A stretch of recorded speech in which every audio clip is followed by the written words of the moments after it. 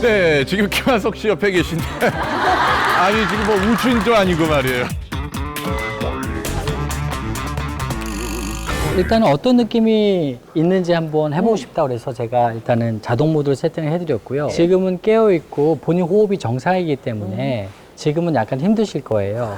그래서 근데 느낌은 신선한 공기, 그 공기가 코로 빡 한번 넣어주는 느낌 있죠. 그러니까 뚫어뻥 있잖아요. 이게 한번 뚫는다, 뻥 뺐을 때 쭉 뚫는 느낌.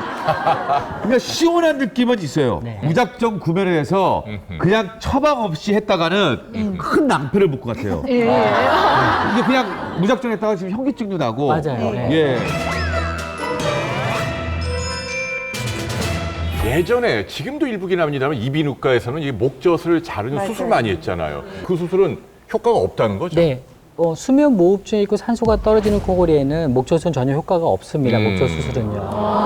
그래서 산소가 떨어지고 그다음에 그 원인이 혀 아래가 막히면서 중증도 이상의 코골이 수면 무호흡증일 때는 현재 입증된 치료는 양압 치료밖에 없기 때문에 이거 하나밖에 없다는 거예요. 예.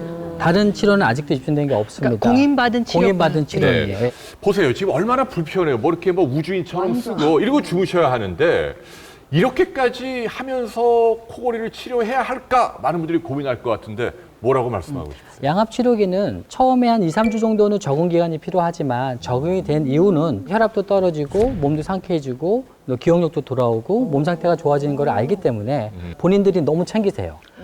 그렇기 때문에 그 전문의 가이드 하에 한 2, 3주 정도 프로그램을 진행해서 자기한테 맞춤 치료를 하시면 치료하는 데 큰 문제가 없을 거로 생각이 이 듭니다. 느낌이요. 지금 저 한 3분, 5분 지났잖아요. 정신 좀 말짱해진 느낌 있죠? 지금 좀 정말 적응되셨죠? 그러세요. 적응이 돼서 맑은 공기가 뇌까지 전달했다는 느낌이 지금 한 5분 지나서 느꼈고 잘 때 쓰면 참 좋겠다. 근데 잘 때 아내분에게 뽀뽀를 못 해주니까 그게 조금 아파요. 여보 이럴 수 있죠. 여보 이럴 수 있죠.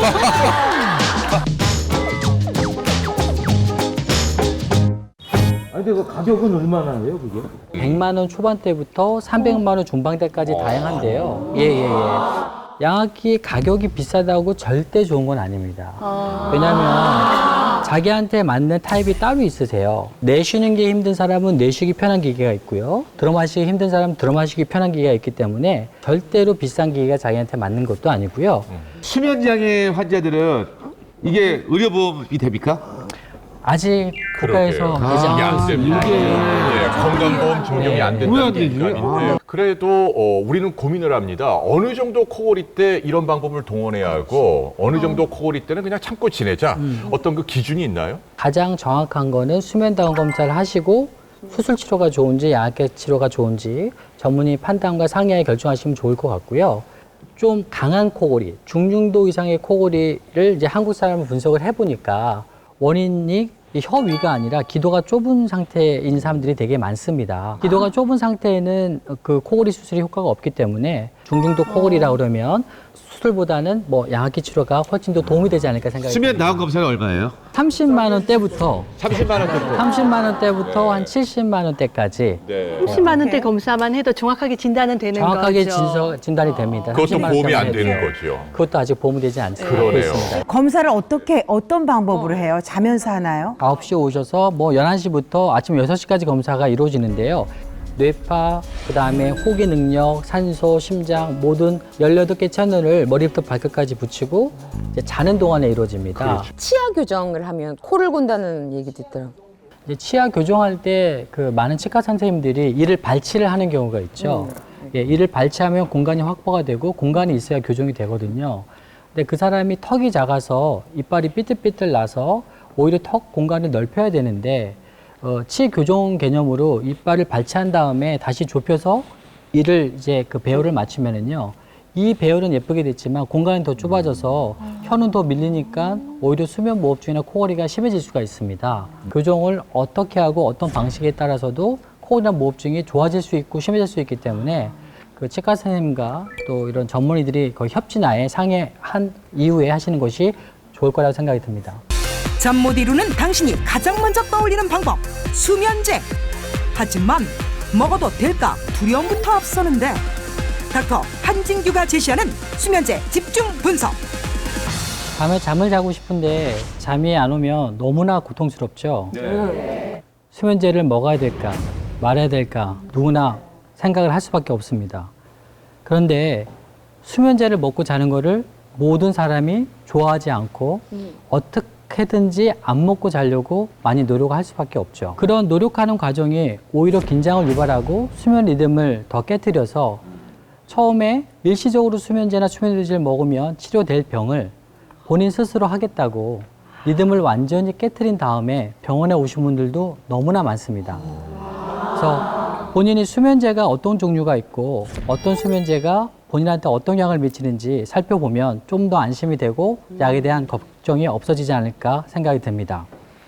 수면제 종류에 대해서 말씀드리면 가장 흔한 수면제가 항불안제입니다. 항불안제는 낮에 먹으면 불안이 없어지고 신경 안정되니까 밤에 저절로 잠을 잘 수 있는 효과가 되지만 수면제처럼 밤에 먹으면 중독성도 있고 또 먹다 보면 2단계 잠으로 얕게 자기 때문에 본인이 개운치 않고 또 다른 문제가 야기될 수 있습니다. 그렇지만 불안 장애가 심하고 본인이 정신적으로 스트레스가 많은 사람은 전문의 가이드 하에 적절하게 항불안제를 이용하시면 수면 개선에 많은 도움을 받을 수 있습니다. 수면 유도제에 대해서 말씀드리겠습니다. 수면 유도제는 수면 유도만 하고 빠지기 때문에 일시적으로 불면증이 야기되는 사람들한테 그 처방받을 때 많이 도움이 될 수 있고요. 수면 유도제의 장점은 본인의 수면 리듬을 그대로 유지합니다. 1단계, 2단계, 3단계, 4단계 수면 리듬이 깨지지 않기 때문에 개운감도 유지될 수 있고 또 의사 가이드하에 처방받으면 중독성이 없기 때문에 유용하게 사용할 수 있는 게 수면 유도제라고 이해하시면 될 것 같습니다. 이런 수면 유도제도 본인이 함부로 구입할 수는 없게 되겠죠. 반드시 수면 유도제도 전문의 처방이 필요하고 전문의의 설명에 따라서 유용하게 치료받으면 많이 도움이 될 수 있다고 말씀드리고 싶네요.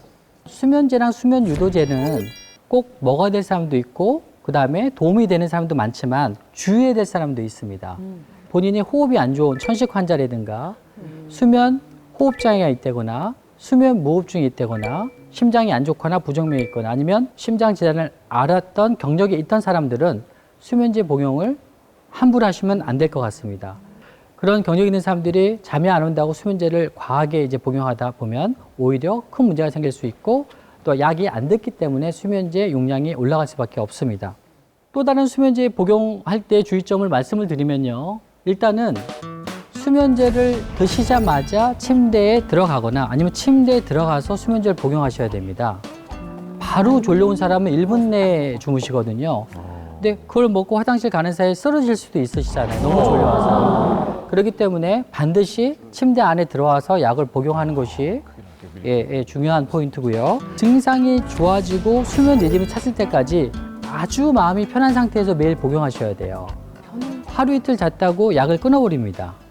그러면 다시 리듬이 찾아오지 않았기 때문에 또 잠이 안 오니까 그때는 약을 2배로 올려야 돼요. 리듬도 찾기 전에 약을 끊다 보면 오히려 약의 용량이 올라갈 수밖에 없기 때문에 전문의나 주치 상담하에 완전히 리듬이 돌아온 다음에 약을 끊는 것이 완치에 가까운 수면제 치료라고 이해하시면 될 것 같고요.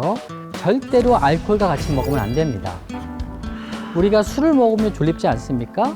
둘 다 호흡을 저하시키는 그런 부작용이 있기 때문에 사고 유발될 가능성이 너무 높습니다. 그래서 술을 드실 때는 수면제를 함부로 드시면 안 되는 것도 꼭 유의하셔야 될 것 같고요. 수면 유도제가 적절하게 사용하면 도움이 되지만 그게 근본 치료는 되지 않습니다. 수면 유도제를 너무 안심하고 의사들 아니면 전문의 처방하에 먹지 않고 계속 복용하는 것은 또 다른 부작용이 야기될 수 있다는 것을 반드시 명심하셔야 됩니다.